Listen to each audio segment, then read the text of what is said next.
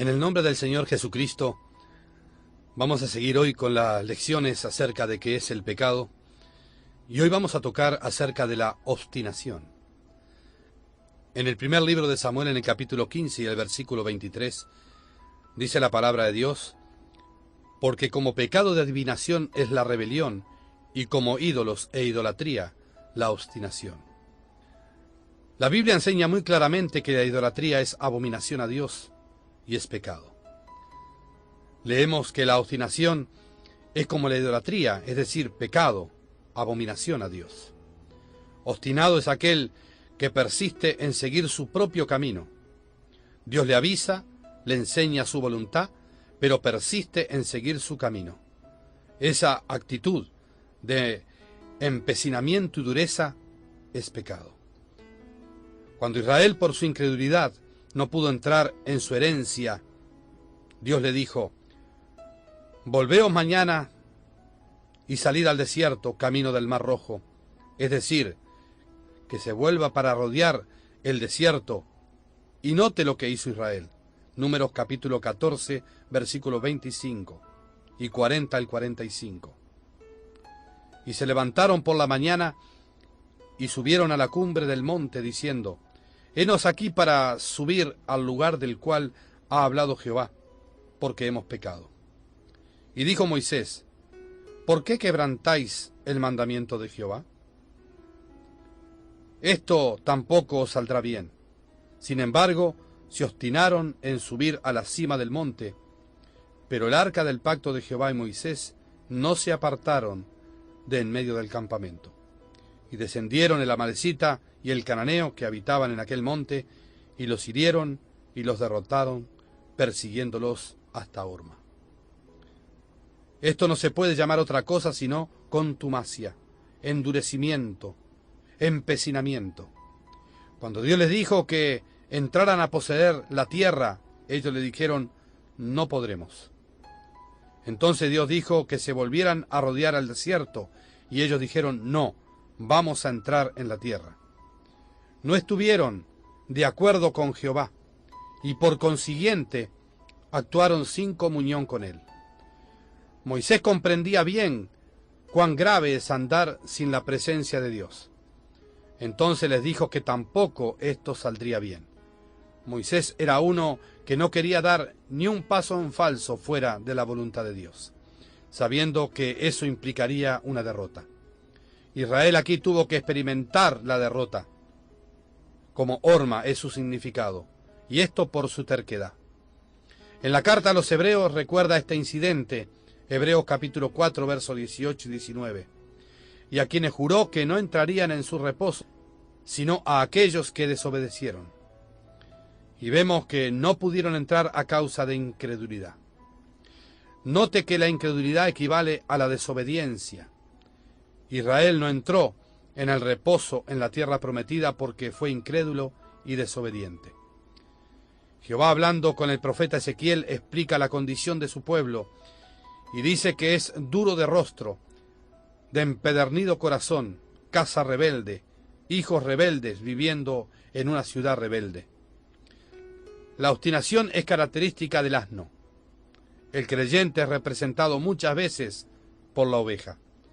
Salmos 32, versículos 8 y 9 nos dice: te haré entender y te enseñaré el camino en que debes andar. Sobre ti fijaré mis ojos. No seáis como el caballo o como el mulo, sin entendimiento, que han de ser sujetados con cabestro y con freno, porque si no, no se acercan a ti. El mulo es terco, duro, caprichoso, sin entendimiento, necesita freno y cabestro para ser sujetado. Es figura de la vieja creación. A veces le sangra la boca porque se empecina en seguir su antojo y el dueño lo refrena con estirones. Dios no quiere que lleguemos al punto donde Él tiene que sofrenarnos. Él quiere guiarnos con sus ojos, indicando con su mirada su aprobación o su desaprobación. Necesitamos tener nuestros ojos fijos en los de Él para saber su voluntad y así ser dóciles y sensibles a su mirada. El asno, siendo un animal terco, sin embargo, cuando se somete es útil. En su entrada triunfal a Jerusalén, Jesús montó sobre un burrito que aún no había sido domado. Este se sometió a su Creador. El animal que es sin entendimiento sirvió, se rindió a Jesús, y el pueblo de Israel, que tuvo profeta tras profeta, le entregó a la muerte. Estaba en medio de ellos, pero ellos no le reconocieron. Dios, el alfarero celestial, quiere dar forma a nuestras vidas, a nuestro carácter. Necesitamos rendirnos en sus manos como barro, permitir que Él nos moldee, no importa si aprieta la masa. Es para moldearnos a la imagen de Cristo. Si nos endurecemos, Él no podrá obrar lo que desea hacer en nosotros. Recordemos siempre que Él tiene mano fuerte para humillar y para sofrenar cuando sea necesario. Salmo 62:11 nos dice: una vez habló Dios, 2 veces he oído esto, que de Dios es el poder. Dios no contiende para siempre con el hombre. Primero le habla, le avisa, y si el hombre se endurece y persiste en seguir su camino, Él le va a dejar. No hay bendición en ser obstinado, sí en ser dóciles y sumisos a la voluntad de Dios. Otro pecado es prometer a Dios y no cumplir. Deuteronomio capítulo 23, versículos 21 y 22, nos dice la palabra de Dios: cuando haces voto a Jehová tu Dios, no tardes en pagarlo, porque ciertamente lo demandará Jehová tu Dios de ti, y será pecado en ti. Mas cuando te abstengáis de prometer, no habrá en ti pecado. Esto es pecado de omisión. Dios nunca exigió voto, ni en época de ley no había demandado tal cosa de su pueblo. Si querían hacerlo, podían, pero no era exigencia. Si prometían a Dios algo, tenían que cumplirlo. Eclesiastés capítulo 5, los versículos 4 al 6 nos dice: cuando a Dios haces promesa, no tardes en cumplirla, porque Él no se complace en los insensatos.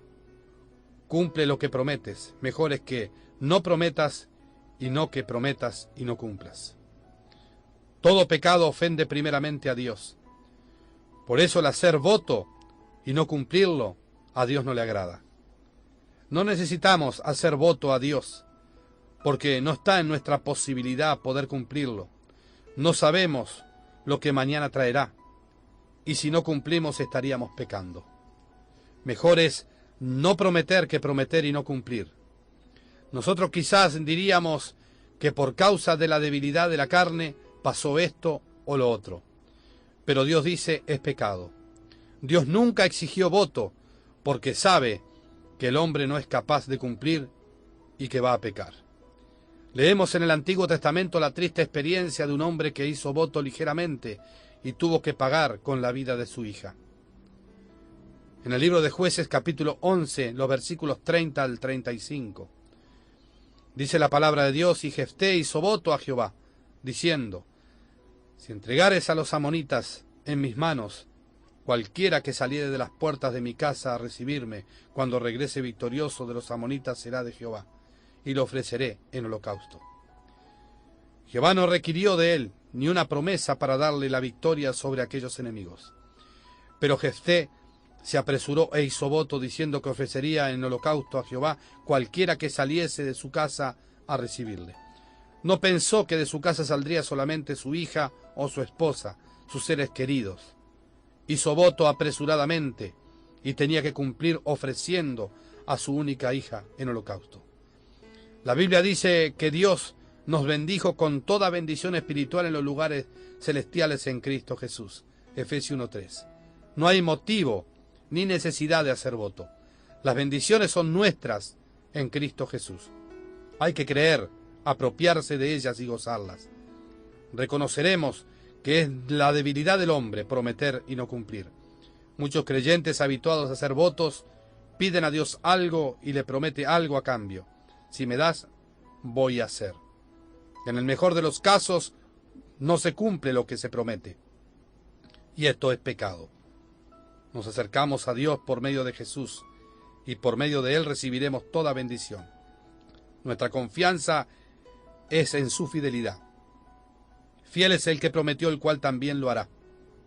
No hace falta pecar con los labios haciendo un voto innecesario.